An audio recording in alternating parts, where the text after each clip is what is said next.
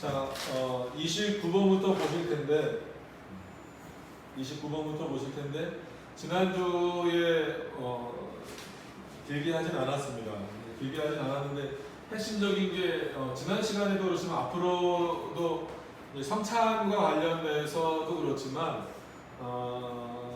그리스도의 몸에 대한 문제를 잘 이해를 좀 하시면 도움이 되실 것 같아서 말씀을 지난 시간에 드렸는데 한번 좀 더 반복해서 드리도록 하겠습니다. 그래서 예수님이 이제 성육신이죠.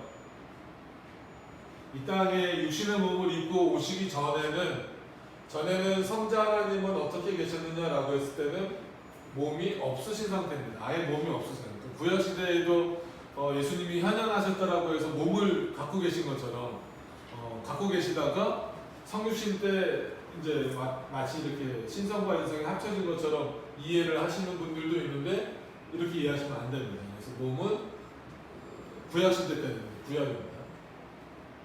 구약 시대 때는 없었다. 그러니까 아예 인성을 취하지 않으셨다라고 하는 겁니다. 그러나 성육신 하신 이후, 신약 시대라고 그냥 쉽게 좀 표현을 할게요.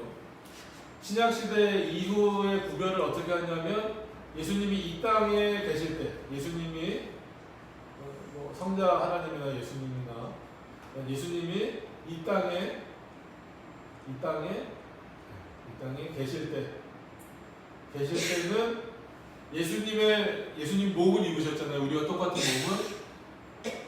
몸은 예수님의 몸은 계실 때는 예수님의 몸은 이 땅에 있고 하늘이니까 천국입니다. 그죠? 천국에는 이 땅에는 있고 천국에는 없는 상태입니다. 그 다음에 승천하시잖아요. 예수님께서 승천하신 이후에는 우리가 보좌 우편 이런 표현을 많이 쓰잖아요. 예수님의 몸은 어디 계시냐라고 했을 때는 천국에 계십니다. 지금 이 땅에는 예수님의 몸은 있을까요, 없을까요? 지금 여기는 없어요. 그래서 이거를 이제 조지 길레스피라고 하는 중요한 종교개혁자이면서 이제 우리 장로교 신학자 중에 훌륭한 인물이 있는데 조지 길레스피가 표현하기를 예수님이 이 땅에 계실 때에는 즉 성육신하셔서 이 땅에 계실 때에는 그의 몸은 이 땅에는 있고 하늘에 계시지 않는다. 승천하신 이후에는 예수님의 몸은 하늘에 계시고 이 땅에 계시지 않는다라고 합니다. 그러니까 이게 왜 중요하냐면 우리가 그 성찬을 할 때 우리는 그 영적 임재설이라고 부르잖아요. 칼빈주의만 영적 임재설이 아니라 보통 일반적인 개신교회들은 다 영적 임재설이잖아요. 그러니까 그 로마 가톨릭은 화채설, 그건 뭐냐면 본질이 변한다라는 거예요. 이게 이제 포도주라고 하면 이 포도주라고 하는 이 색깔은 그냥 있지만 이게 예수님의 피로 바뀐다라는 거잖아요. 그래서 트랜스 수브스탄티아, 그래서 본질이 변한다라는 거예요. 그러니까 우리는 그걸 믿지 않는 거거든요. 예수님의 피를 먹고 마시라 이렇게 했다라고 해서 이게 피로 변하면 안 되는 거거든요. 그러니까 그리스도가 실제로 그 성찬을 할 때 영광스럽게 우리에게 은혜를 주시기 위해서 다시금 내가 이 예수 그리스도의 피를 먹고 마심으로 인하여서 그리스도의 자녀가 되었고 그로 인해서 내 죄가 용서받았구나라고 하는 것을 깨닫고 확인하고 그런 차원에서 그리스도가 임하신다라는 거지. 우리는 성찬을 하기 전에도 성찬을 할 때도 성찬을 하고 난 이후에도 포도주는 포도주고 떡은 떡이다라는 거예요. 근데 루터주의가 여기서 약간 문제를 일으킨 게 그게 공제설이에요. 그래서 콩주부스탄티아라고 해서 공간의 개념을 집어넣는 게 예수님의 몸이 성육신 하신 이후에 예수님이 몸을 취하셨잖아요. 이 몸이 신비로운 몸으로 변하시긴 했지만 이 한 번 몸을 취하신 다음부터는 예수님의 신성이 이 몸 밖으로 벗어날 수 없다라고 말하는 거예요. 루터는 그렇게 말합니다. 그래서 우리 눈에 보이진 않지만 예수님의 몸이 성찬 때 함께 임하신다는 거예요. 그래서 이제 전치사 개념으로 언더, 그 다음에 어라운드 이런 개념을 많이 쓰죠. 그래서 이걸 떡이라고 하면 떡의 본질이 바뀐다라는 것은 화채설, 로마 가톨릭이 말하는 거고요. 공제설, 루터교에서 말하는 것은 뭐냐면 예수님의 몸이 떡 위에, 떡 아래, 떡 옆에 들러붙는다는 거예요. 우리 눈에 보이지 않아도. 그러니까 그 화채설하고 공제설하고 같은 점은 뭐예요? 예수님의 몸은 실제, 그러니까 우리도 실제 먹는 거지만 그렇게 먹는 게 아니라 우리는 영적인 의미를 실제 먹는다는 거지만 루터주의나 화채설은 로마 가톨릭의 화채설은 어떤 의미에서 보면 진짜 실제를 먹는다라는 개념이랑 똑같은 거예요. 그러니까 그렇기 때문에 이 몸이 어디 계시냐가 그래서 중요한 겁니다. 그래서 칼빈 이래 모든 우리 개혁교회 신학자들은 예수님의 몸은 예수님이 이 땅에 있을 때 당연히 예수님 몸이 여기 계셔야죠. 하늘에는 계시면 안 되고. 그러나 승천하셨을 때에는 예수님의 몸은 없어진 게 아니라 신비로운 몸으로 변하셨다고 그랬잖아요. 그러니까 그 몸은 어디 계시냐면 지금 보좌 우편에 실제로 계시는 거예요. 신비로운 몸이니까 그게 어떤 몸입니까? 물으면 우리가 답할 수 없어요. 성경에서 그거는 말하고 있지 않잖아요. 그러니까 어떤 신비로운 상태인지는 모르지만 신비로운 몸으로 계시고 지금 여기는 예수님의 몸이 있어요? 없어요? 없어요. 그러니까 예수님이 여기 계십니까? 안 계십니까? 당연히 계시죠. 우리는 성부 하나님도 여기 계시고 성령도 여기 계시고 성자도 여기 계신다는 거예요. 그러니까 예수님도 여기 계신다는 거예요. 그런데 몸으로 계신다라고 말하면 안 된다는 거예요. 그러니까 성찬 때도 분명히 예수 그리스도가 실제로 영적으로 임재하시지만 몸으로 임재하시는 건 아니라는 거죠. 그래서 이게 생각보다 중요한 표현입니다. 그래서 쯔빙글이라고 하는 사람하고 루터하고 그 성만찬 논쟁에서도 이런 얘기가 좀 나왔고요. 그런 게 이제 굉장히 중요해요. 그래서 한 가지 더 말씀을 드리면 유한은 무한을 받지 못한다. 이제 가끔 제가 이제 신학생들한테 문제 내고 의미를 써보라 이렇게 하는 내용인데 인간은 유한하잖아요. 그래서 이 성만찬 논쟁에서 우리 입장으로 루터교의 입장이 아니라 우리 입장으로 정리된 내용입니다. 유한한 인간이 그러니까 이 몸에 대한 논쟁이 있었기 때문에 유한한 인간은 무한하신 하나님을 받을 수 없다, 가둬둘 수 없다는 거예요. 그러니까 왜냐하면 루터가 뭐라고 주장을 했냐면 예수님의 몸은 예수님의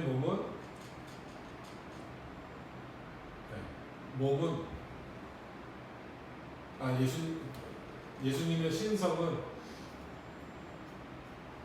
성육신하신 이후부터는 몸 밖으로 나갈 수 없다. 이게 루터주의의 그 기독론을 이해하는 방식이에요. 그러면 육체 밖 이거를 이제 조금 더 신학적인 표현으로 말하면 육체 밖 로고스를 보통 우리가 그리스도라고 표현하잖아요. 로고스는 없다. 이거를 이제 루터가 주장합니다. 육체 밖에 육체를 한번 입으셨으면 그 이후부터는 육체 밖에는 예수 그리스도가 존재하실 수 없다라는 거예요. 그러니까 당연히 성찬 때도 예수 그리스도의 몸이 같이 임재하신다는 거예요. 그러니까는 들러붙는다라고 말해요. 포도주도 마찬가지로 들러붙는다. 그런 개념. 이거는 저희가 받지 않는 개념이에요. 성경에서도 이렇게 말하지 않아요. 칼빈이 지금 오늘 이 내용을 다시 한 번 더 설명을 할 겁니다. 그거에 대해서.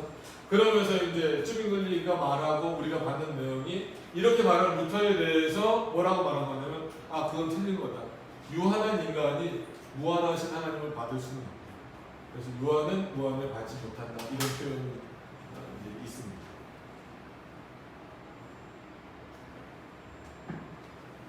자, 이런 어떤 그 이해를 가지시고 오늘 본문으로 오늘 이제 29번 내용으로 들어가서 좀 보시면 좋을 것 같습니다. 내용을 좀 보겠습니다. 혹자는 성례를 통해 제시되는 이 몸은 영광스럽고 불가사적, 즉 보이지 않는 것이라 주장하면서 좀 더 영리하게 빠져나간다. 이것이 성례를 통해 여러 곳에 나타나더라도 혹은 전혀 아무 곳에 나타나지 않더라도 아무런 모양을 지니지 않는다 하더라도 이상한 것이 전혀 없다는 것이 그들의 주장이다. 즉 뭐냐면 아까 루터주의의 공제설을 말씀드렸잖아요. 성찬을 할 때 이렇게 빵을 들고 있어도 빵의 모양으로서는 우리가 육안으로 확인되지 않잖아요. 그러니까 우리는 예수님의 몸이 여기 들러붙는다라고 말하지 않는데 이 사람들은 눈에 보이지 않고 나타나지 않더라도 여기 있다라고 말한다는 거예요. 그게 잘못됐다라고 지금 칼빈이 얘기하는 거예요. 그렇게 말하면 안 된다는 거예요. 하지만 나는 이렇게 묻고 싶다. 고난 당하시기 전날 주님은 제자들에게 어떠한 몸을 주셨는가? 즉시 넘겨질 가시적인 눈에 보이는 몸을 주셨다. 전하는 음성이 들리지 않는다. 그것은 이렇게 말한다.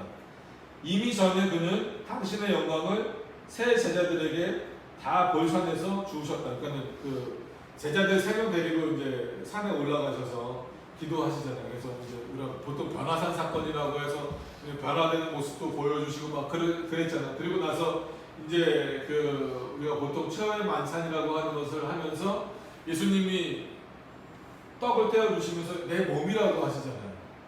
그럼 자기 몸을 이렇게 떼어주신 게 아니잖아요.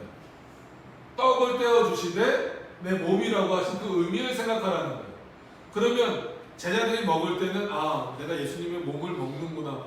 분명히 뭘 먹는데 떡을 먹는데 그 의미는 아 예수님의 몸을 먹는구나. 실제 예수님의 이 살점을 떼어 먹는 게 아니잖아요. 그 몸을 먹는다라는 의미를 알았다라는 거죠. 아 우리가 예수 그리스도를 먹는다는 게 이렇게 그 예수 그리스도가 우리를 위해서 어떤 일을 행하셨고 또 어떻게 우리를 위해서 역사하시는가를 깨닫는 것. 이게 중요한 것이지 실제로 예수님의 몸을 뜯어먹는 게 아니라는 거예요. 그러나 예수님은 어떻게 말씀하셨냐면 내 몸이라, 실제 내 몸이라고 말씀하셨대요. 그러니까 이제 사람들이 이해가 안 되는 거예요. 아니 실제 몸이 아닌데 예수님은 실제 몸이라고 하시고 또 그런데 제자들이 먹는 거는 실제 몸이 아니라 그날 준비된 떡이잖아요. 떡을 떼어서 주신 거고 포도주도 뭐 본인 이렇게 혈관 잘라서 주신 게 아니잖아요. 그냥 늘 먹던 포도주 따라서 주시면서 뭐라고 주시는 거예요? 내 피라고 주시는 거예요. 누가? 예수님이 직접 그러시는 거예요. 그럼 그게 예수님이 주시는 순간에 피로 바뀌는 게 아니잖아요. 제자들이 마셨을 때 그건 그냥 뭐였어요? 포도주 자체였어요. 그럼 성찬을 우리가 진행할 때도 그 의미를 그대로 가지고 와야 된다는 거예요. 그래서 저희도 이제 성찬을 다시 하게 될 때, 우리도 성찬을 다시 하게 될 때는 제가 앞에서 이제 성찬을 인도하면서 그럴 거예요. 예수님의 몸을 먹고 예수님의 피를 마시기를 바랍니다. 라고 했을 때 여러분들이 아 이건 진짜 예수님의 몸이야.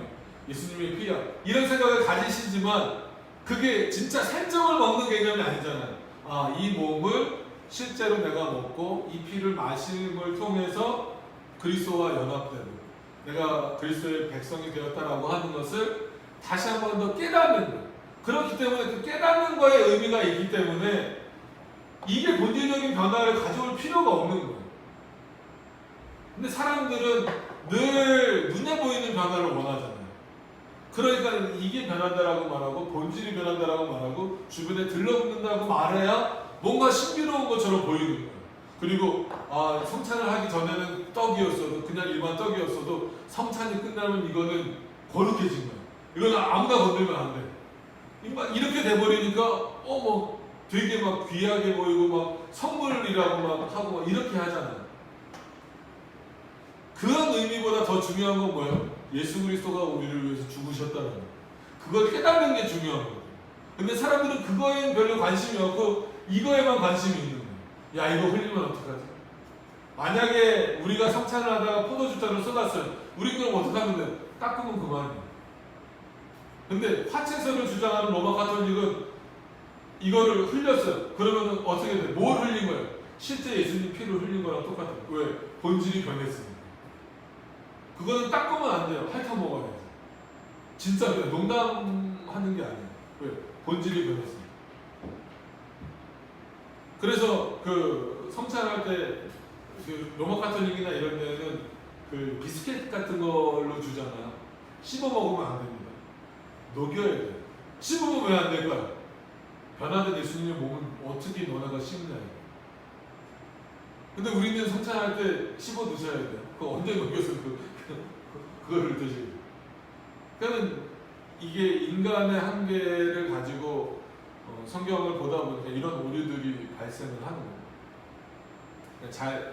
이 밑에도 그렇지만 기억을 잘 하셨으면 좋겠어요. 예수님이 이 땅에 계실 때는 몸은 여기 계시고 하늘에 계셨다. 그리고 지금은 예수님의 몸은 하늘에 계시고 여기 계시진 않다. 그리스도가 여기 안 계시다라는 의미가 아닙니다. 여기 계시지만 그리스도의 몸은 하늘에 계십니다. 자, 조금 더 보시도록 하겠습니다. 자, 그것이 사실이긴 하다. 그러니까 예수님이 내 몸이다라고 먹으라고 말씀하시는 사실이다 라는 거죠. 하지만 그 광의를 통해 그 본래적인 어떤 그 넓은 의미를 통해서 보면 그는 당신의, 그러니까 예수님의 불가사성의 만만을 잠시 그들에게 보여주었을 뿐이다. 그러니까 보이지 않는 그런 몸의 내용만을 보여주었다라는 것. 그러나 최후 만찬에서 그가 당신의 몸을 나눠주실 때는 하나님이 그를 치시고 낮추사 그가 고운 모양도 없이 한센병 환자처럼 누워 있어야 할 시간이 임박해 있었다. 이건 뭐냐면 진짜 말 그대로 예수님이 십자가에 달리기 얼마 전이다라는 의미를 지금 이렇게 표현하고 있는 거예요. 실제로 예수님이 한센병 환자처럼 되셨다는 건 아닙니다. 비유적인 표현을 잘 이해하셔야 돼요. 이때는 당신의 영광을 드러내실 뜻이 전혀 없었다. 그리고 만약에 그리스도의 몸이 가시적, 그러니까 가사적이라고 표현했지만 눈에 보이는 것이고 비천한 모습으로 나타났고 다른 곳에서는 보이지 않는 것이고 영광스러운 모습으로 유지했다면 여기서 얼마나 넓은 창문이 마르키온, 그래서 말시온이라는 이단이 있어요. 말시온이라는 이단은 구약을 다 부정합니다. 그래서 구약 성경을 안 봐요. 신약 성경만 봐요. 예수님이 다 이루셨다. 그래서 구약의 하나님은 나쁜 하나님이라고 해요. 맨날 벌 주고 혼내고 죽이고 이런 하나님이니까 나쁜 하나님이고, 신약의 하나님인 예수님은 좋은 하나님입니다. 우리를 위해서 죽으셨습니다. 그러니까 구약은 나쁜 하나님이 쓴 성경이니까 버려도 된다는 거예요. 이게 말시온 이단이에요.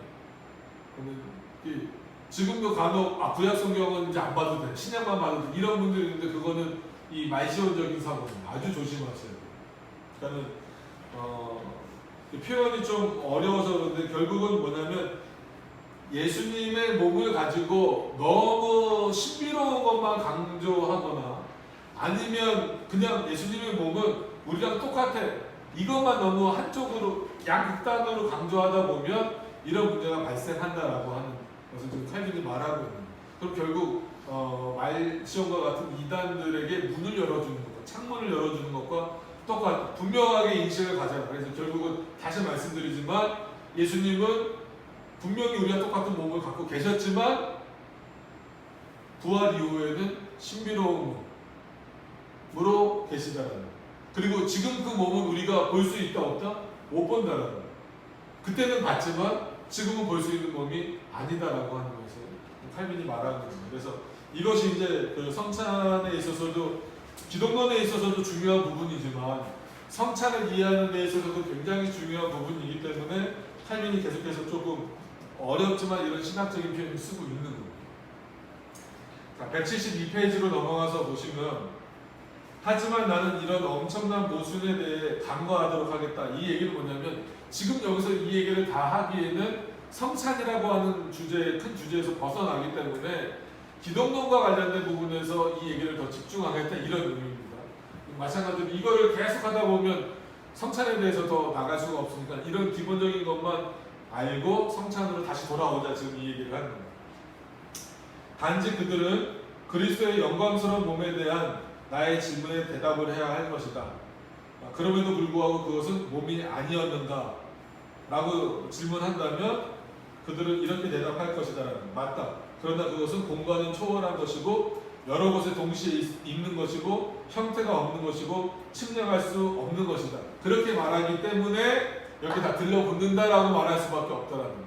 우리는 분명히 아니다, 분명히 측량할 수 없고 보이진 않지만 몸은 하늘에 계시다라고 말하고 여기는 안 계시다라고 분명히 말할 수 있어야 된다라고 지금 칼빈이 표현하고 있는 겁니다. 그러나 이것은 비록 한 단어를 사용한 것은 아니지만 완곡한 표현법을 써서 영을 가리킨 것이다. 우리는 육신의 부활을 완전히 부인하든지 아니면 그것이 부활한 이후 그것은 여전히 육신이고 바로 그 점에서 영과 다르다는 것을 고백해야 할 것이다. 즉 예수님이 부활하셨을 때에는 영으로만 부활하신 게 아니잖아요. 신비로운 몸이에요. 그래서 이제 칼빈이 또 설명할 거지만 그 뭐 벽을 통과하고 오셨더라도 먹고 마시고 하는 일을 또 하셨단 말이에요. 그러니까 육신적으로는 예수님이 제한적인 거예요. 부활하신 이후에도. 하나님으로서는, 그러니까 신성으로서는 그러니까 예수님이 제한이 되십니까? 안 되십니까? 안 되세요. 그러나 육신으로서는, 몸을 갖고 계신 그 몸의 상태로서는 예수님도 그 몸의 제한을 받고 계신 분이라고 하는 것을 기억을 하셔야 된다는 거예요. 그런 표현을 기억하시면서, 이는 그것이 장소와 공간의 제약을 받는 것이고 눈에 보이는 것이고 손에 만질 수 있는 것이기 때문에, 그죠? 그러니까 예수님이 부활하신 이후에도, 부활하기 전에도 마찬가지였지만 부활하기 전에도 제자들하고 만나셔서 만져보라고 하셨잖아요. 그리고 실제로 같이 또 생활도 하셨고 물고기도 잡수시고 이런 모습을 통해서 보여주셨다는 겁니다.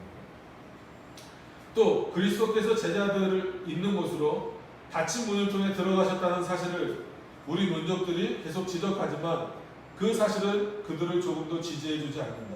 그러니까 문으로, 닫힌 문으로 이렇게 통과해서 오셨다라는 것이 이거 그렇기 때문에 이건 영이야 라고 말하는 것은 성경이 지지하지 않는다. 분명히 그것은 신비롭게 변화된 몸을 말하는 거지 영이 부활했다 이렇게 말하면 안 된다. 만약에 예수님이 영만 부활하셨다라고 하면 우리도 육신의 부활이 없는 거나 똑같은 거예요. 우리가 나중에 육신의 부활이 있는 것은 누가 육신의 부활을 하셨기 때문이에요? 예수님이 육신의 부활을 하셨기 때문이에요. 예수님이 영적으로만 부활하셨다라고 하면은 우리도 영적으로만 부활하겠죠. 그렇지 않습니다. 반드시 잘 생각을 하셔야 돼요. 근데 어느 시대나 이런 내용들을 오해시키고 바꿔놓고 막 이렇게 막 섞어 넣는 사람들이 너무나 많아서 문제가 되는 겁니다. 그 다음 단락으로 넘어가서 보시면 그는 분명히 들어가셨다. 즉 이렇게 경이로운 방식이지만 신비로운 방식이지만 그렇게 들어가셨다. 이는 그가 그 문을 힘으로 부수시지 않았으며 사람이 문을 손으로 열 때까지 기다리지도 않았기 때문이다. 도리어 그는 당신의 능력을 사용하사 모든 장애물로 하여금 비키게 만드셨다. 이뿐 아니라 들어가신 다음에 당신의 몸이 진짜 몸인 것을 제자들에게 증명해 주셨다. 그죠? 누가 열어달라고 얘기하신 적도 없어요. 그냥 진짜로 들어오신 거예요. 진짜 몸이다라고 하는 것을 어떻게 알려주셨냐면 누가복음 24장 말씀에 내 손과 발을 보고 나인 줄 알라. 왜냐면 거기 못자국이 다 있잖아요. 또 나를 만져보라. 영은 살과 뼈가 없으되 너희 보는 바와 같이 나는 읽느니라. 그죠? 영은 없잖아. 근데 육신은 이 관절 이런 게 다 있잖아요.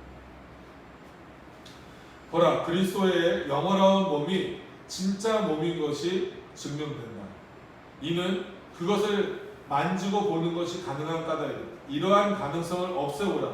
그것은 참된 육신이기를 멈출 것이다. 그래서 천국에서도 볼 수 있는 하나님, 우리의 어떤 이 가시적인 눈으로 볼 수 있는 하나님은 예수 그리스도 외에는 없는 거예요. 성부나 성령 하나님은 몸을 취하신 적이 없으시잖아요. 그러니까 몸이 없으세요.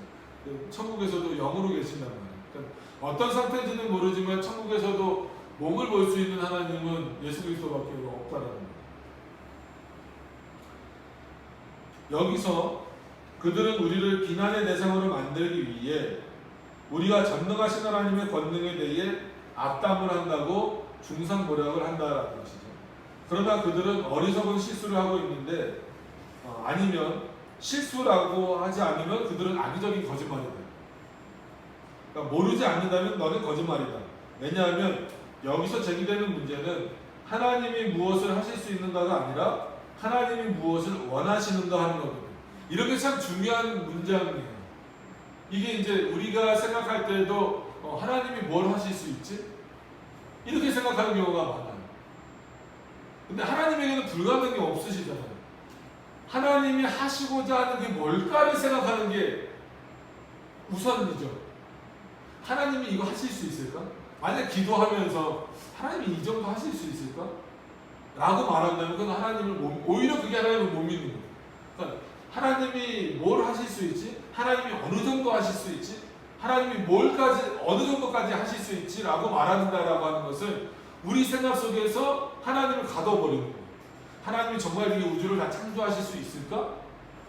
하나님이 선을 행하실 수 있을까? 그래서 우리가 선의 문제에 대해서도 늘 얘기할 때 표현의 방식이 별거 아닌 것 같지만 중요하다라고 말씀드렸잖아요.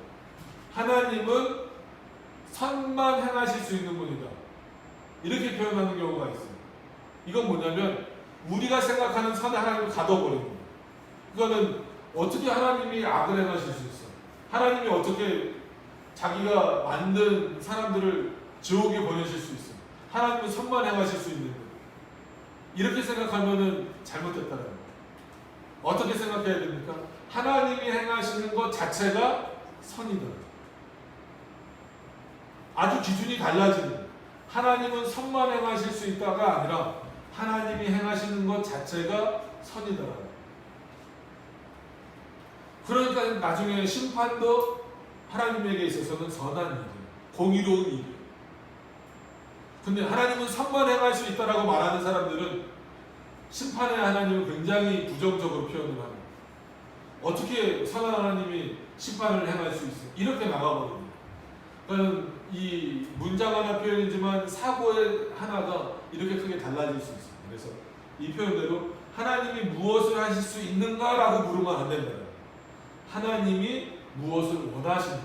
그 안에는 하나님은 모든 것을 다 하실 수 있다라는 거예요. 그런데 우리가 단언하는 것은 하나님이 기뻐하신 바가 이루어졌다는 것이다. 그런데 죄를 제외하고는 그저 하나님이 기뻐하시는 바는 다 이루어졌고 앞으로도 계속해서 이루어질 겁니다. 그런데 죄를 제외하고 그리스도께서 형제들과 모든 일에서 같아지는 것이 하나님이 기뻐하시는 바였다. 그러니까 우리와 같이 계신다라고 해서 그리스도와 동일한 위치로 확 올라가는 개념이 아닙니다. 양자되는 개념인 거죠.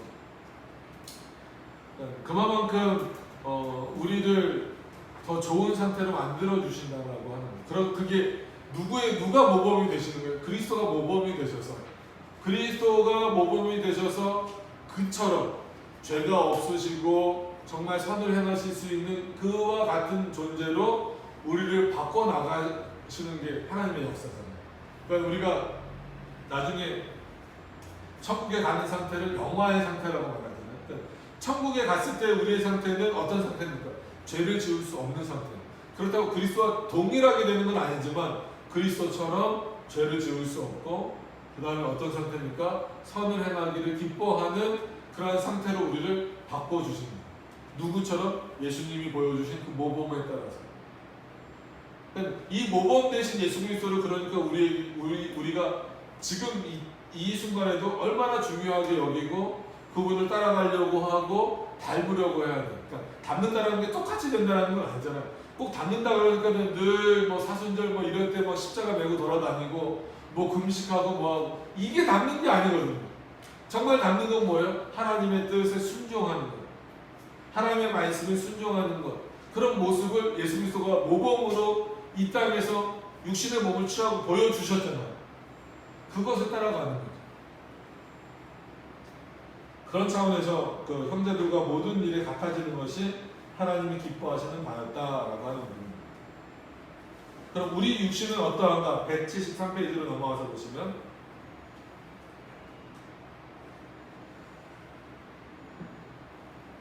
그것은 자신만의 특별한 재원을 가진 것, 장소에 제한된 것, 만질 수 있는 것, 볼 수 있는 것이 아닌가. 여기서 뭐 재원이라고 나오니까 좀 그렇지만 하여튼 어떤 형질을 가진 거 아니냐는 거예요. 우리는 어떠냐는 거예요. 제한돼 있잖아요. 여기 솔직한 얘기로 그림자만 비치지 이 밖에서 누가 걸어다니는지 무슨 일을 하는지 우리 볼 수 있습니까? 못 보잖아요. 늘 말씀드리는 것처럼 인간의 이 눈으로 볼 수 있는 광선은 뭐밖에 없다 그래요? 가시광선밖에 없다 그래요. 근데 여러 광선들 뭐 감마선, X선, 뭐 중성 미단 막 돌아다니는데 안 보이잖아요. 그러니까 안 보이는 게 감사한 거죠. 막 진짜 눈이 더 밝아져 갖고 X선도 보이고 막 먼지도 보이고 진드기 같은 거 다 보이고 막 이러면 서로 악수도 못할 걸요 아마. 그거 막 계속 닦느라고 내 손에 이렇게 보면은 깨끗해 보이지만 이거 현미경으로 들여다보세요. 얼마나 지저분해요. 아무리 저 소독제 갖고 막 닦는다고 하더라도 여기 또 더럽잖아. 미생물 같은 거 있고. 근데 우리 눈에는 안 보이게 하셨죠. 어떤 면에서 은혜예요. 그거 다 보이면 어떻게 살겠어요. 근데 우리 그런 존재 아니에요. 이거를 분명히 인식하라는 거죠. 그들은 묻는다. 그런데 어째서 하나님은 바로 이 육신으로 하여금 여러 다양한 장소를 차지하게 하사 장소의 제한을 전혀 받지 않도록 재원과 모양을 전혀 지니지 않도록 하실 수 없단 말인가. 이렇게 묻는다는 거예요. 우리와 같은 몸이라고 하셨는데 신비롭게 변화되셨다라는 것만을 가지고 이제부터는 신비롭게 변화되신 이후로부터는 예수님의 몸은 장소나 어떤 그 모양의 제한을 받지 않으신다. 이렇게 표현을 하고 있다는 거예요. 그러니까 성찬에서 화채설도 가능한 거고 공제설도 가능하게 돼버렸다는 거예요. 근데 우리는 그렇지 않다는 거예요. 여전히 예수님의 몸은 신비로운 몸으로 변화되셨지만 그 우리의 육신과 같이 몸의 제약은 있으시다는 거예요. 그래서 임하실 때는 뭐 신성과 인성이 분리되지 않는 방식으로 역사하시긴 하지만 몸은 역사하시지 않는, 그러니까 몸은 임재하시지 않는다는 거예요. 근데 다른 것을 주장하는 사람들은 이미 하나님이 변화되셨고 하나님 능력이 많으신데 그러면은 그 몸이 우리처럼 우리 눈에 보이지 않고 다른 모양으로 막 바뀔 수 있는 거 아니냐, 그거 가능한 거 아니냐 지금 그렇게 말하는 거예요. 그러니까 얼핏 들을 때는 그래 하나님은 모든 능력을 다 갖고 계시지, 신비롭게 변화되셨지. 그러면 몸을 우리가 보지 못하게 막 감추시고 변화되셔서 여기저기 막 돌아다니실 수 있겠지, 이렇게 생각을 하는 거예요. 그렇지 않다는 거예요. 그런 호기심은 버려야 된다는 거예요. 그래서 칼빈이 뭐라고 표현하면 정신없는 자예요. 그렇게 생각하는 사람들이 향해서 정신없는 자예요. 무엇 때문에 그대는 전능하신 하나님께 간구하기를 육신으로 하여금 육신이기에도 해주시고 육신이 아니게도 해주십사라고 하는 거예요. 그건 마치 이렇게 기도하는 거랑 똑같아요. 육신은 이런 공간과 모양의 제약을 받는데 마치 영처럼 그런 제약을 안 받는 영처럼 되게 해달라고 하는 거예요. 그러니까 하나님에게 육신이 되도록 또 기도해달라고 하면서 육신이 아닌 것처럼 되게 해달라고 기도하는 것은 도대체 뭐냐, 그렇게 기도할 수 있느냐, 정신이 나가지 않고는 어떻게 예수님에 대해서 그렇게 기도할 수 있느냐는 거예요. 우리 몸에 대해서도 마찬가지고, 이것은 그대가 마치 하나님께 빛으로 하여금 비시게도 해주시고 빛이 아니게도 해주십사라고 간구하는 것과 같다. 그러나 하나님은 빛은 빛이고 어두움은 어둠이고 육신은 육신이기를 원하십니다. 이게 하나님의 창조 질서라는 거예요. 물론 그가 원하시면 어두움을 빛으로, 빛을 어두움으로 바꾸실 수는 있다. 하지만 빛과 어둠의 차이가 없게 해달라는 요구를 그대가 한다면 그것은 그대가 하나님의 지혜의 질서를 왜곡시키는 것이다.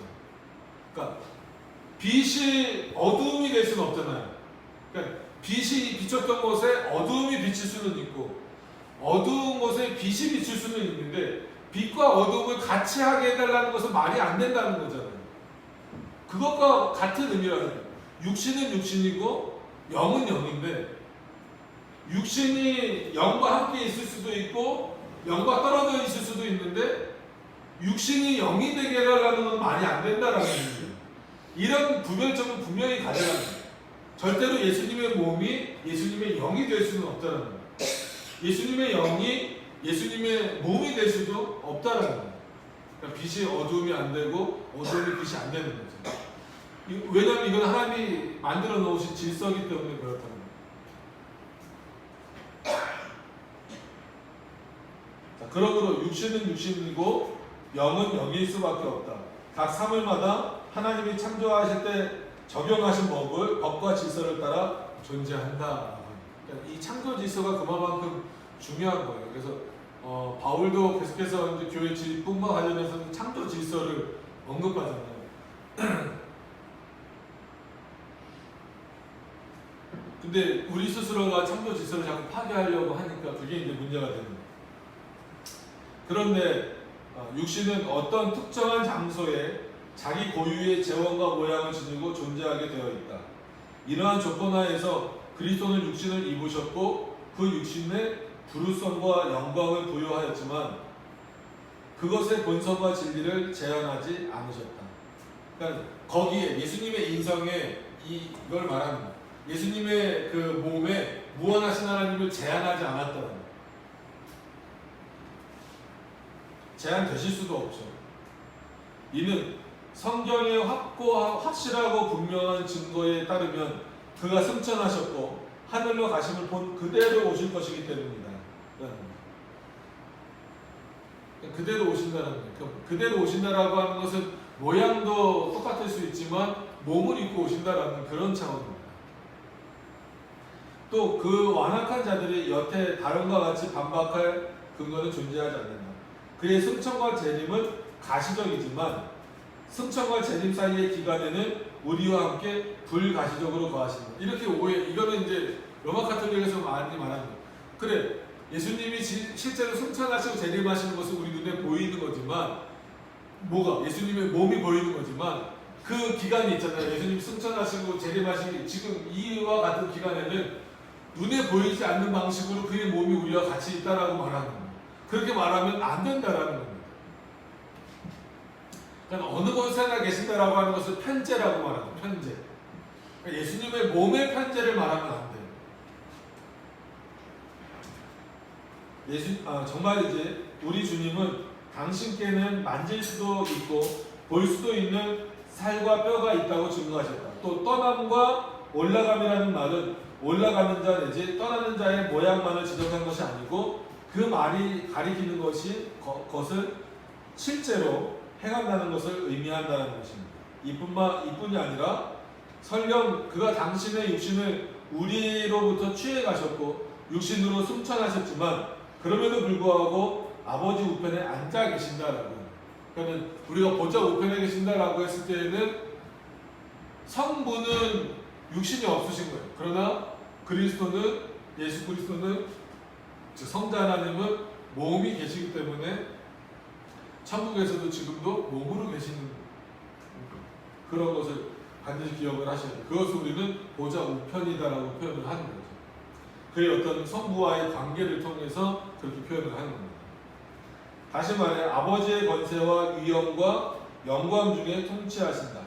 즉 성부 하나님의 권세와 위엄과 영광 중에서 또 자신의 능력 안에서 통치하신다는 거예요. 이 나라는 아무런 장소적 공간적 한계를 지니지 않는 거예요. 그죠? 분명히 천국이 어떤 장소적으로 있기는 하겠지만 하나님의 통치가 그리스도의 통치가 장소적이나 공간적으로 제한을 받습니까? 안 받아요. 예수님이 안 계신 곳이 있습니까? 없어요. 예수님이 안 계신 곳이 없다라는 것은 그의 능력이 미치지 않는 것이 없다는 거예요. 반드시 기억을 하셔야 됩니다. 예수님이 여기도 계실 거라서 막 좀 비꼬듯이 얘기할까? 그럼 예수님은 뭐 술집에도 계시겠네? 그러니까 자꾸 사람들은 계신다 그러니까 이 공간을 생각하는 거예요. 뭐 예수님은 그러면은 뭐 저기 노래방에도 계시겠네? 어디에도 계시겠네? 어떤 면에서는 거기 안 계실 이유가 없는 거예요. 거기 안 계신다라는 건 거기서 뭐 술자리를 하시겠어요? 뭘 하시겠어요? 그런 의미가 아니잖아요. 마치 우리가 보기에 하나님과 전혀 상관이 없어 보이는 그것도 누구의 통치 영역 안에 있다는 거예요. 하나님의 통치 영역 안에 있다. 그래서 제가 예전에 특히 이제 청년부나 학생부나 이렇게 맡았을 때 했던 얘기가 청년들 그런 거 좋아하잖아요. 막 노래방 가는 거, 노래방이 막 무조건 나쁘다는 건 아니지만 노래방 가는 거 좋아하고 때로는 교회 다니면서도 술 한잔 하러 가고 막 그런 경우 많잖아요. 야, 너네 예수님이 재림하실 때 니네가 술집에 있으면 참 난감하겠다, 그치? 너네 막 노래방에서 열심히 막 노래 부르고 있는데 예수님이 오시면 갑자기 뭐 거기서 복음성 부를 것도 아니고 참 난감하겠다. 평상시에 잘 살라고. 제가 이제 웃으면서 우스갯소리로 그런 얘기 했지만 실제로 그런 차원에서 우리가 그리스도인이 어떻게 살아야 되는가도 답이 나오는 거예요. 발을 삼가라. 그죠? 악에는 참여하지도 말라. 도대체 왜 그렇게 말씀하셨을까? 물론 우리들의 삶의 의미도 그렇지만 정말 우리가 어떤 삶을 살아야 되는가에 대한 그런 실제적이고 또 비유적인 표현이잖아요. 정말 예수님이 언제 오실지 모르잖아요. 우리가 죽은 다음에 오실 수도 있고 우리가 살아있을 때 예수님이 오실 수도 있는데 예수님을 어디서 맞이하고 싶으세요? 무조건 교회에 있고 그거만 거룩한 게 아닙니다. 어느 곳에 있든지 내가 늘 하나님을 생각하고 있다면 그곳이 어느 곳이든지 우리는 그리스도를 맞을 준비가 돼 있는 자입니다. 심지어 거기가 침실이든지 아니면 밥을 먹은 장소든지 아니면 밥 안 드실 걸 늘 예수님 오시는 거 이런 건 아니잖아요. 밥도 먹고 일상생활 다 해야 될 거 아니에요. 직장이든지 학교든지 심지어 뭐 운전을 하고 가는 길이든지 TV를 보고 있든지 늘 그 마음 가운데 하나님의 말씀이 있고 하나님과 동행하고 그리스도가 내 안에 내가 그리스도 안에 있는 자가 어느 곳에서 무엇을 하든지 그때 그리스도를 맞을 준비가 되어 있는 거죠. 근데 그게 안 되어 있는 자들은 어느 곳에 심지어 교회에 있다 할지라도 그리스도를 맞을 준비가 안 되어 있는 것과 똑같은 거예요. 그런 모습들을 통해서 볼 때 예수님이 안 계신 것이 없다라는 의미는 그의 통치가 없는 것이 없다는 거예요. 그래서 그런 때 이제 주로 많이 인용하는 게 아브라함 카이퍼라고 하는 그분도 훌륭한 신학자입니다. 그래서 그때 당시에는 아마 작은 단어죠. 이 세상에는 단 1mm도 그리스도의 영역이 아닌 것이 없다. 그래서 이제 뭐 영역 주권이라는 그런 어떤 표현을 쓰면서 그렇게 말을 하고 하죠. 그런 그리스도가 임하시는데 어떻게 이렇게 그리스도를 함부로 우리 마음대로 뭐 그리스도가 뭐 영적이네 아니면 뭐 육신이 뭐 이렇게 변화가 됐네 뭐 이렇게 함부로 표현하는 것은 그 불경건한 표현이다라고 합니다. 그래서 그리스도는 당신의 능력을 그가 원하시는 곳이면 하늘과 땅 어디에나 행사하시며 당신의 임재를 권세와 능력을 통해 나타내 보이십니다. 그렇기 때문에 성찬 때도 영적으로 임재하신다. 영적으로 임재하신다라고 해서 우리 눈에 안 보이니까 그게 비실제라고 생각하시면 안 돼. 실제로 임재하신다. 실제로 그리스도가 지금 여기 계시잖아요. 지금도 여기 계시잖아요. 우리 눈에 안 보이지만 여기 계신단 말이에요. 성찬 때도 실제로 또 임재하신다는 거예요. 분명히 기억을 하셔야 돼요. 그러니까 그리스도가 여기 계시다라고 한 것을 믿는 자들은 늘 의식할 수밖에 없어요. 내가 뭘 하든지 간에 여기 그리스도가 계시다. 그의 능력이 여기 그의 통치가 여기 임하고 있다. 그러면은 함부로 행동할 수 없죠. 함부로 말하거나 우리가 비그리스도인답게 이렇게 아무거나 할 수는 없는 일입니다. 당신의 권속들과 항상 함께 계시되 마치 육신으로 함께 계신 것처럼 계십니다. 마치 육신으로 함께 계신 것처럼 계신다라는 그러니까 그렇게 우리가 생각하라는 거예요. 실제 몸이 계시다라는 것으로 이해하는 것이 아니고 그들 중에 생활하시면 그들을 지탱하시고 굳세게 하시고 살리시고 보존해 주십니다. 아 얼마나 멋져요. 그러니까 이게 생각의 차이. 예수님이 늘 계셔? 아 너무 힘들어. 그럼 나 관찰하려고 그러는 거야? 나 감시하려고 그러는 거야? 이렇게 생각해 버리면 얼마나 불편하겠어요. 예수님이 나와 함께 계시다는 것 자체가. 지금 예수님이 여기 나의 눈에는 안 보이지만 예수님은 날 다 보고 계신다? 불편해. 이렇게 돼버리면은 어떻게 돼? 예수님은 불편한 존재가 돼버립니다. 근데 칼빈에게 있어서 그리고 성경에서 말하는 그 예수 그리스도는 왜 우리와 함께 계시는 거예요? 어떻게 하시려고? 우리를 지탱하고 우리를 붙잡아 주시고 우리는 연약하잖아. 세상에서 늘 쓰러지고 넘어지고 그 세상의 유혹 가운데 빨려 들어갈 수밖에 없는 존재들이에요. 근데 예수 그리스도가 나와 함께 계심으로 말미암아 그가 나를 지탱해 주신다. 붙잡아 주신다. 굳세게 우리가 믿음을 붙잡도록 그가 역사해 주신다. 우리는 아무것도 하는 게 없지만 그가 붙잡아 주신다. 살려주시고 보존해 주신다. 그리스도가 우리를 보존해 주시는 거예요. 그러기 위해서 우리와 함께 계신다는 거예요. 그러기 위해서 성찬 때도 역사하신다는 거예요. 이게 감사한 거죠. 예수님의 몸이 이게 본질을 변화되거나 주변에 들러붙는 게 무슨 의미가 있어요? 그가 우리와 함께 계신 게 우리를 살리시고 우리를 보존하시고 우리를 굳세게 하시는 방식입니다. 여러분 그 그리스도가 여기 계시고 성찬 때 늘 임하신다는 거 반드시 기억하셨으면 좋겠어요. 30번까지만 볼게요. 오늘은 어질어질하네요. 가끔 이게 좀 더 심해지는 날이 있어요. 저도 몰라요. 저도 제 몸을 몰라. 어떤 날은 컨디션이 좋다가 어떤 날은 어제 충분히 쉰다고 하셨는데도 오늘은 오전 설교 때부터 휘잉휘잉하네요. 여기 잡고 있는 게 굉장히 어지러워요. 좀 이해를 해주시기 바랍니다. 자, 30번까지만 좀 볼게요. 몇 줄 안 되니까. 자, 30번. 그리스도의 몸과 피는 성례를 통해 이런 방식으로 우리에게 보여지는 것이지. 그래서 보여진다라고 지금 칼빈이 표현하고 있지만 실제 가시적인 눈으로 보이는 건 아니에요. 가시적인 눈으로 우리가 볼 수 있는 것은 뭐예요? 떡과 포도주 뿐이에요. 근데 영적인 눈으로는 뭐가 보이는 거예요? 아, 그리스도가 임재하셨구나라고 하는 걸 보는 거예요. 그걸 우리는 본다라고 표현을 하고 있을 뿐인 거예요. 실제로 볼 수는 없죠. 실제로 우리 눈으로 볼 수는 없는 거예요. 실제 우리 눈으로 보여지는 건 뭐예요? 떡과 포도주. 그러나 그리스도가 실제로 임재하신다라는 게 영적으로 보인다. 그걸 우리는 본다. 실제 보는 건 그걸 보는 거예요. 앞에서 이야기한 방식으로 보여지는 것이 아니다. 반드시 기억을 하시기를 바랍니다. 알아듣기 쉽게 말하자면 우리가 못 알아들을까봐 한 번 더 칼빈이 설명해 주는 거예요. 이럴 땐 칼빈이 좀 친절하죠, 그죠?